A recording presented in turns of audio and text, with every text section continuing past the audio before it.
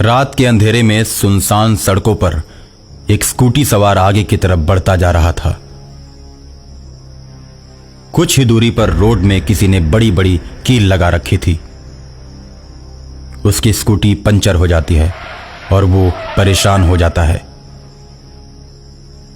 अरे यार, अब इतनी रात को मैं पंचर कहां बनवाऊं? मेरा घर भी बहुत दूर है, कैसे जाऊंगा मैं? वो इसी उलझन में पड़ा हुआ था कि एक सफेद कपड़ा पहने हुए मौलाना उसके सामने आ जाता है।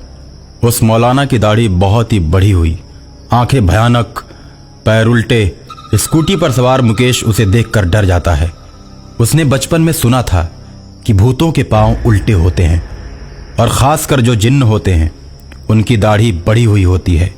और उस मौलाना में मुकेश को जिन्न नजर आया। क्या मदद कर सकता हूं मैं तुम्हारी? आप मेरी मदद कर सकते हो?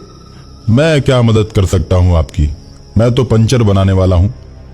मैं आपकी गाड़ी का पंचर बना दूंगा, क्योंकि कुछ ही दूरी पर मेरी दुकान है। लेकिन पैसे दुगने लगेंगे। रात को दुगने पैसे लेता हूं मैं। ठीक है, इतनी रात को पंचर बनाना कहाँ आसान काम है। मैं तो तुम्हें दुगने नहीं, दुगने से भी ज्यादा पैसे दूंगा। बस तुम मेरी स्कूटी का पंचर बना दो। ठीक है साहब, गाड़ी आगे लेकर आओ, वहीं पर मेरी दुकान है। मुकेश गाड़ी को लेकर आगे जाता है। वहां पर एक छोटा सा बल्ब जला होता है। वहां अपनी स्कूटी को लेकर पहुंचता है। जिन्नात उसकी स्कूटी का पंचर बनाता है। ये लो साहब, तुम्हारी गाड़ी ठीक हो गई। अब जब भी आना मेरे ही पास आना। मैं पंचर बनाने के साथ साथ ही गाड़ी का मैकेनिक भी हूं। मुकेश पंचर बनवाकर चल देता है। जिन्न खुश हो जाता है और अगली गाड़ी का इंतजार करने लगता है। रास्ते में कील गड़ी होने के कारण सभी गाड़ियां पंचर हो जाती हैं और वो उनका पंचर बनाकर ऐसे ही पैसे कमाता रहता है। और एक दिन एक पुलिस की गाड़ी गश्त लगाती हुई उस रास्ते पर से आती है और पंचर हो जाती है। पुलिस पंचर बनाने वाले के पास जाती है। यार, कल ही मैंने नया ट्यूब लगवाया था, वो भी अच्छी कंपनी का। इतनी जल्दी पंचर कैसे हो गया? तो सोचने वाली बात है। साहब, रोड पर नुकीले नुकीले पत्थर हैं, अक्सर टायरों में घुस जाते हैं और गाड़ी पंचर हो जाती है। तब तो तेरी दुकान खूब चलती होगी। हाँ हाँ साहब, चलती तो है। पंचर बनाने वाला गाड़ी का पंचर बना तो देता है, लेकिन उसकी हवा भरने वाली मशीन खराब हो जाती है। हवा भरने वाली मशीन खराब होते ही पुलिस वाले कहते हैं, अब इसमें हवा कैसे भर पाओगे और हम लोग फिर कैसे जाएंगे? जिन्न अपना मुंह टायर के पास ले जाता है और मुंह से ही हवा भर देता है, जिसे देखकर पुलिस वाले आश्चर्य में पड़ जाते हैं। पहली बार मैंने ऐसा कारीगर देखा जो मुंह से फूंक कर गाड़ी में हवा भर दे। चल बेटा, अब तू भी गाड़ी में बैठ जा। अब तो थाने चलकर ही तुमसे सवाल जवाब करूंगा। रोड में कील ठोक कर सबकी गाड़ी पंचर करते हो और सबको परेशान करके पैसे कमाते हो।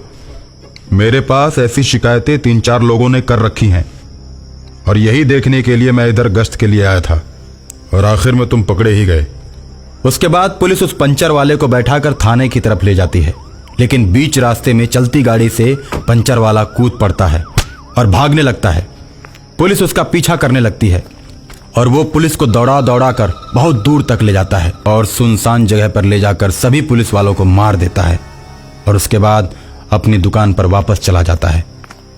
ये बात शहर में चारों तरफ फैल जाती है कि अज्ञात उग्रवादियों ने गश्त करती हुई पुलिस बल को मार डाला।